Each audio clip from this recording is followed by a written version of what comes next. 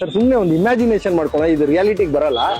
ಪ್ರಜಾಕೀಯ ಪಕ್ಷ ಇಡೀ ಕನ್ನಡ ನಮ್ಮ ಹೀರೋಗಳು ದರ್ಶನ್ ಆಗಿರ್ಬೋದು, ಸುದೀಪ್ ಆಗಿರ್ಬೋದು, ಯಶ್ ಎಲ್ಲ ಪ್ರಜಾಕೀಯಾಗಿ ಬಂದ್ಬಿಟ್ಟು ಎಲ್ಲ ನಿಂತ್ಕೊಂಡ್ಬಿಟ್ರೆ ಹೆಂಗಿರ್ಬೋದು ಸರ್? ಸಕ್ಕತ್ತಾಗಿರುತ್ತೆ, ನಿಜ ಹೇಳ್ತೀನಿ, ಸೂಪರ್ ಆಗಿರುತ್ತೆ.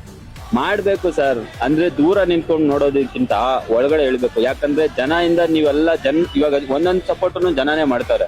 ನೀವು ಅವ್ರಿಗೋಸ್ಕರ ಒಂದ್ ಸಪೋರ್ಟ್ ಮಾಡ್ಬೇಕು. ಯಾಕಂದ್ರೆ ಇಲ್ಲಿ ನಡೀತಾ ಇರೋದೆಲ್ಲ ನಿಮ್ಗೆ ಗೊತ್ತಾಗ್ತಾ ಇರುತ್ತೆ ಏನೇನ್ ನಡೀತಾ ಐತೆ ಬೆಂಗಳೂರಲ್ಲಿ. ಒಂದ್ ಸಪೋರ್ಟ್ ನೀವು ಅವ್ರಿಗೆ ಮಾಡ್ಬಿಟ್ರೆ ಅವ್ರು ನಿಮ್ನೆಲ್ಲೋ ಇಟ್ಕೊಂಡ್ಬಿಡ್ತಾರೆ. ನೆಕ್ಸ್ಟ್ ಬದಲಾಗುತ್ತೆ ಅಂತಾರೆ ಕರ್ನಾಟಕದಲ್ಲಿ. ಸರ್ ನಾನ್ ಇವಾಗ ನೋಡ್ತಾ ಇರೋದೇ ತಲಪತಿ ಅಲ್ಲಿ ಬಂದ್ರೆ ಇವಾಗ ನೋಡಿದ್ರ ಮೊನ್ನೆ 3-4 ವಾರದಿಂದ ಬರೀ ಪ್ರಜಾಕೀಯ KRS ಇವ್ರದ್ದು ಇಬ್ಬರದೇ ಬರ್ತಾನೆ ಐತೆ. ಹೌದು, ಯಾಕೆ ಹೇಳಿ, ಅಲ್ಲಿ ತಲಪತಿ ಇಂಡಿವಿಜುವಲ್ ಆಗಿ ಗೆದ್ದಿದೆ, ಇಲ್ಲೂ ಇಂಡಿವಿಜುವಲ್ ಬೇಕು. ಇವಾಗ ಎಲ್ಲಾ ಕಡೆ ಇಂಡಿವಿಜುವಲ್ ಬೇಕು.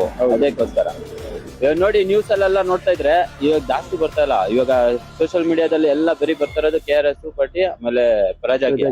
ಯಾಕೆ ಹೇಳಿ, ಇಂಡಿವಿಜುವಲ್ ನಮ್ಮ ಹತ್ರ ಇರೋದೇ ಅವ್ರಿಬ್ರೆ ಆಕ್ಷನ್. ಯಾಕಂದ್ರೆ ಅವ್ರು ಒಳ್ಳೆ ಟಾಟಲ್ ಬರ್ತಾ ಇದಾರೆ, ಮಾಡಕ್ ಬಿಡ್ಬೇಕು ಅಂತ.